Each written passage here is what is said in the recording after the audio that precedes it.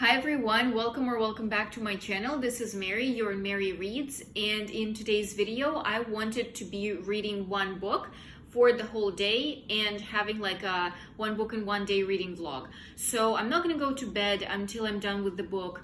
I'm just gonna be reading all day long and kind of giving updates throughout the day. So I wanted to take a book from my shelves, but then the only book that works format wise, because you don't want to take like an 800-page book, I didn't really feel like reading it, so I decided to go to the library. And somehow I chose the only day when the library opens at 1 p.m. rather than 10 a.m. Like it usually does. So I was considering getting something shorter and something easier to read. And I thought that it's going to be either an Agatha Christie novel, because I just finished Death on the Nile and I really loved it, or it can be a romance. We'll see what they have in the library. I'm gonna try to kind of browse around. I also don't have much time to spend in the library today. We have guys coming to like fix our AC. So yeah, I'm gonna keep you posted. I'm gonna show you what I'm looking at and what the possibilities are.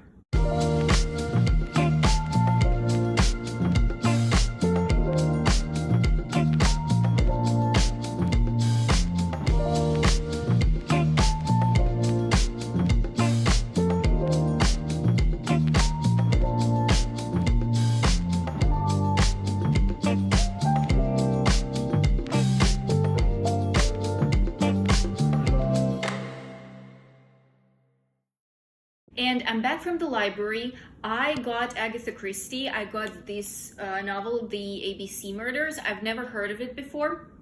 And this is supposed to be super interesting.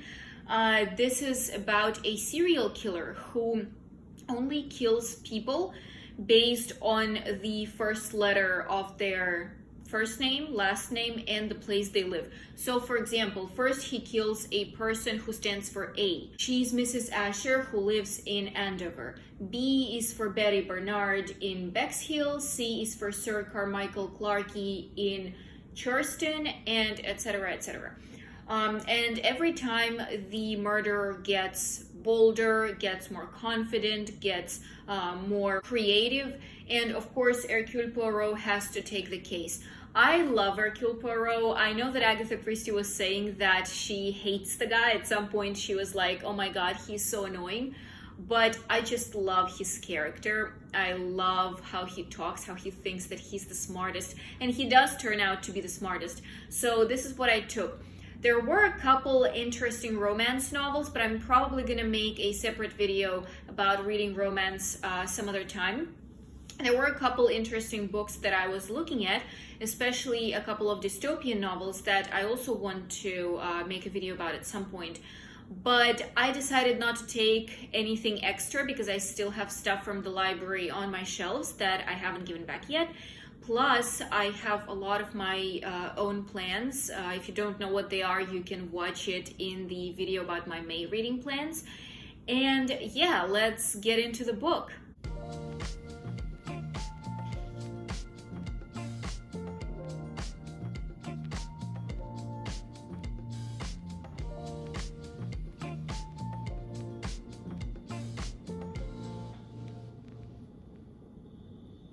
So I'm 30 pages in and we already got our first murder.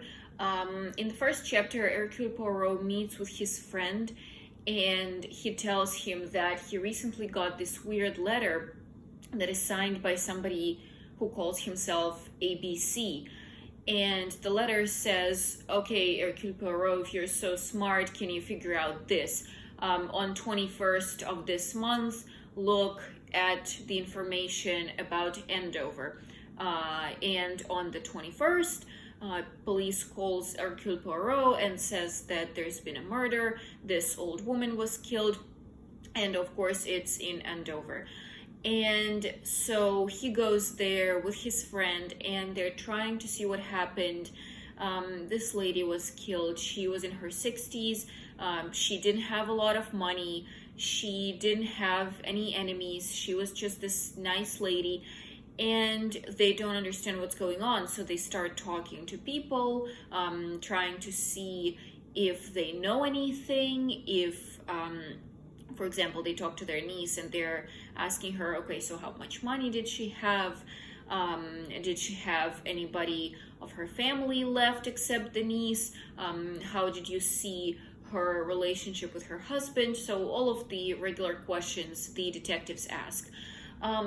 Yeah, so the book is going pretty fast, and the plot is developing very fast, because with the Death on the Nile, it was much more than 30 pages. It was on like a page 100 that the murder happened. And here it's page 30, and we're already in all the events, we're already trying to see what's going on. So that's pretty interesting. I'm glad that happened. I think since the book is so fast-paced, it's going to be easier to read. I'm super much behind. I have like 200 pages left, and it's already like 5 o'clock, because I also had to like go to the store and do a bunch of stuff. So yeah, I'm really hoping that I'll be able to finish the book today.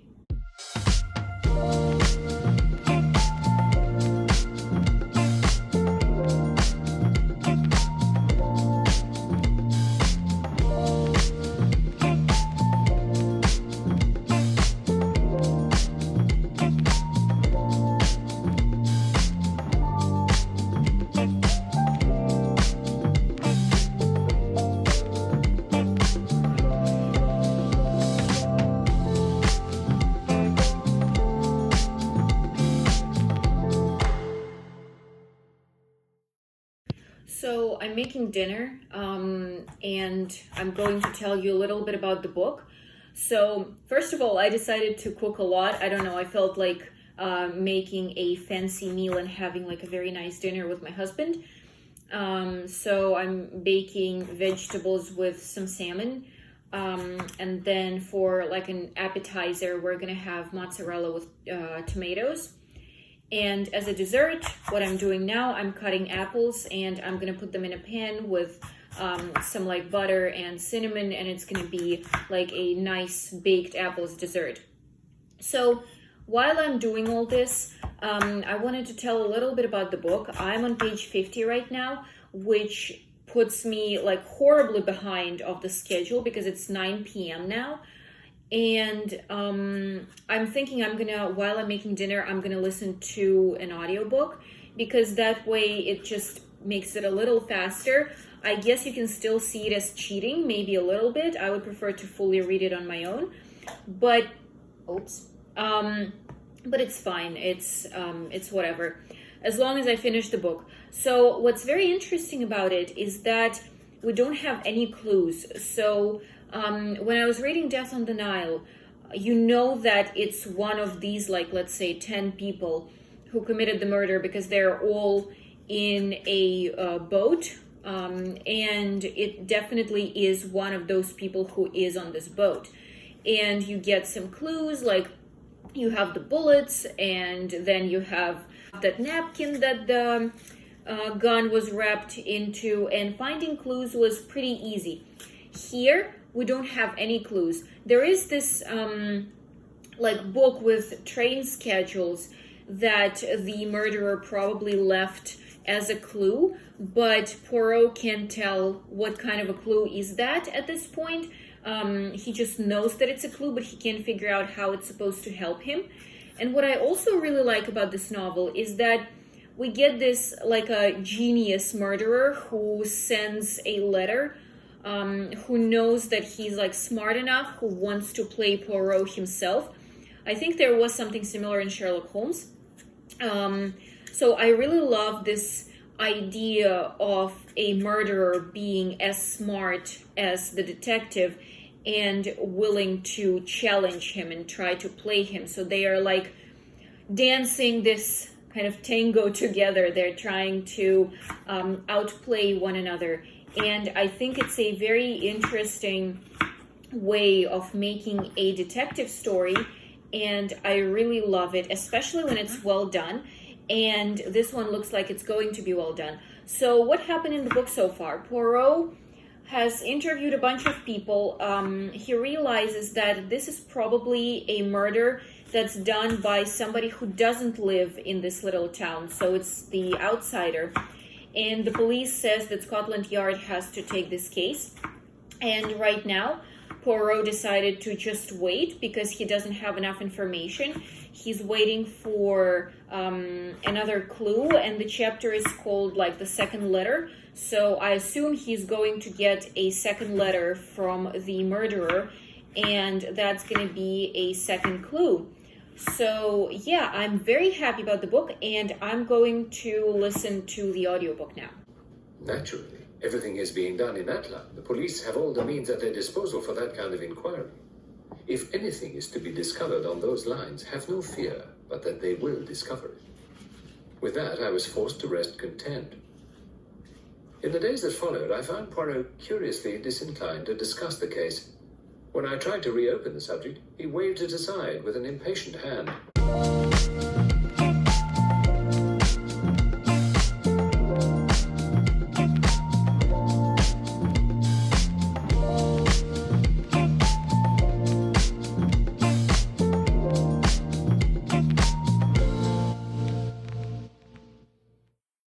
Good morning. It's the next day. I wasn't able to finish the book yesterday. I was reading for like 2 hours after dinner, got to page like 120, so I read half of the book. Starting at like 3 p.m. really did mess up my reading plans. I think if I started in the morning, it would be much better. So by, I think, like 1 p.m. today, I'm going to be able to finish the book. I'm over the half now. I have like 100 pages to read, 90 pages to read, so like 2 hours should be enough. So what happened here? We got the second and the third murder. The second one was a young girl, and the third one was a man in his 50s. And it looks like nothing connects them at all. They are very different. It's not that he's killing women. It's not like he's killing men. It's not like he's killing people of a certain profession. And it looks like it's very random, and we can't distinguish who it is. So there are no clues left except the train schedule book. But right now I'm reading about the moment when Poirot finds this link between all the murders. He finds one detail that happened in all three cases, and he thinks he understands now kind of who to look for. So they are now going to try to prevent the fourth murder, and at this point they're all together. So the relatives of all those who were killed, plus the police, plus Hercule Poirot and his friend, they're all sitting there and trying to remember this one person that all of them saw at some moment in time. And what's very interesting about it, so we have this story told from the point of view of Poirot's friend, Hastings, who is trying to help Poirot with the case. But there are some chapters that are written from the point of view of this weird man. It's his initials are actually ABC. Let me try to find Alexander Bonaparte Cust. So we kind of know who this person, like we have a name of the person, but obviously we don't know who he is and how he's connected to all of these people and why he decided to kill. And what's interesting is that we get chapters from his point of view, but they don't tell us much. So in one chapter, he's just going through a list of names, which I assume is the list of those people who he is planning on killing. Then in another chapter, we see him coming out of a theater and buying a newspaper that says that, oh, there's been these 3 murders. You should look out for like the killer. So it kind of gives us a peek of what's happening in his life and who this person is, but it doesn't give us anything concrete. We don't really understand what's happening. And the weird thing about this book, it made me so scared yesterday. My husband went to bed. It was like midnight. I was sitting there reading, and it terrified me. I was sitting there super scared because this is not like the fear that you have a monster or somebody's going to jump out at you, and this is like effect of something unexpected happening.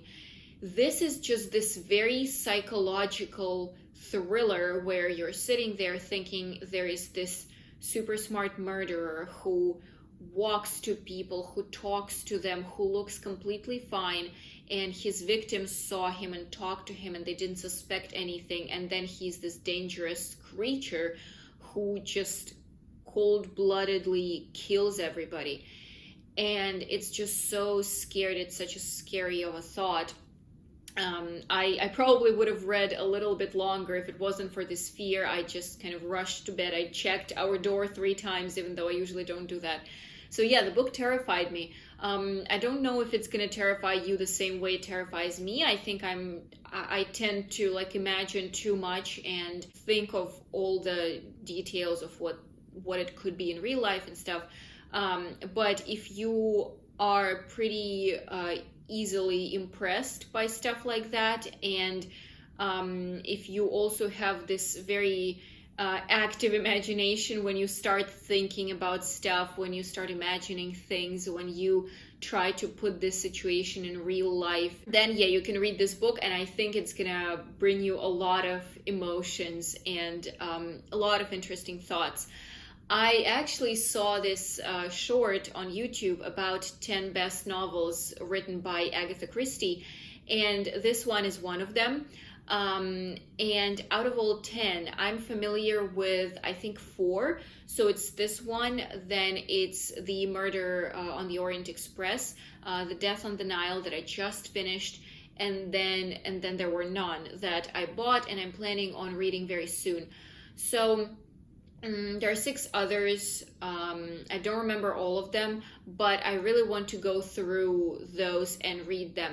Because I know that some novels by Agatha Christie are not that amazing. They're good, but not that amazing. So I really want to go through these big 10 novels and actually get my opinion of the author based on her best works.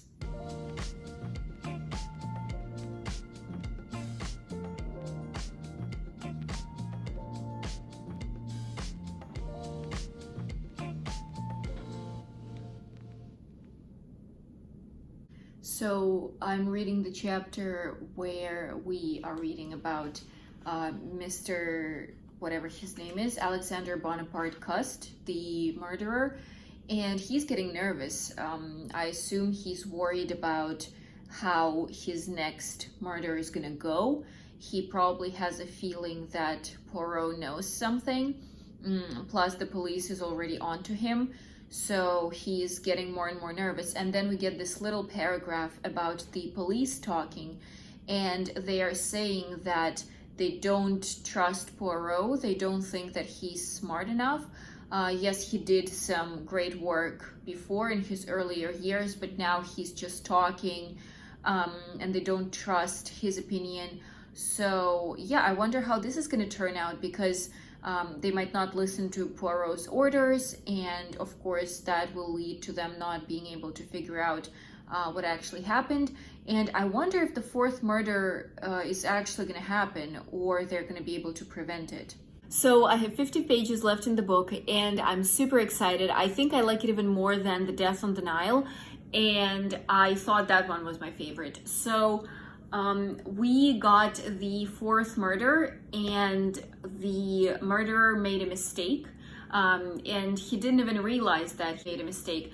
And then we start seeing people who see weird things that they didn't pay attention to before, but now it all kind of makes sense. It's all clear, and all the clues that the police has lead to the fact that they actually saw the killer. So they start coming to Scotland Yard, telling their stories, trying to help the police. And at this point, it seems that that's it. The police is just that, like, they have all the information they need. They know what he looks like. They know his initials. They even know, they think they might know the address of where this person lives. but the murderer still gets some help, and he's not yet caught. And we are like, I have 50 pages left, and I'm worried, is he actually going to be caught? What's going to happen to him, and what's going to happen to the other murders? Are there going to be more? So I'm hoping that not, but it's very, very interesting, and it's super thrilling.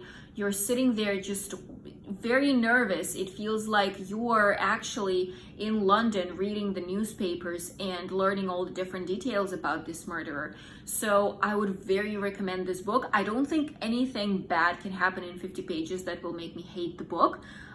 So at this point, I think I can confidently recommend the book. So I just finished the book, and oh my God, it was amazing. I would recommend it to everybody. Honestly, this I think is one of the strongest Agatha Christie's novel, at least comparing to those that I've read. And I really loved it. I loved everything about it. I didn't know what's going to happen until the very end. I didn't know who the murderer was until the very end, and why he did what he did. It's just great. It's so amazing, and you really don't expect what's going to happen.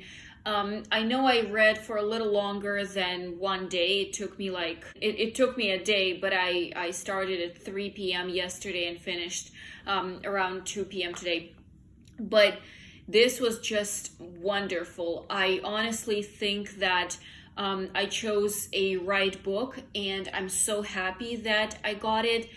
And I'm so happy that I chose it for this marathon, because there's a lot to talk about, to discuss. And I would honestly, if you want to read Agatha Christie, read this novel, absolutely. If you're not sure what thriller to read, try this. I know it's classics. Some people say that maybe it's not super modern, you want something more recent in the timeline. But no, try this. Really, it's great, and you're not going to be able to figure out who the murderer is until Poirot tells you who it is. And then when he does, it all makes sense. It all seems like, oh, it was so easy to figure out. I should have known all along, but you didn't. So this was great. Yeah, and I guess that's all for today. Thank you for staying with me and watching this video. Please let me know if you've read ABC Murders, or if maybe you want to read it now. And I'll see you soon. Bye-bye.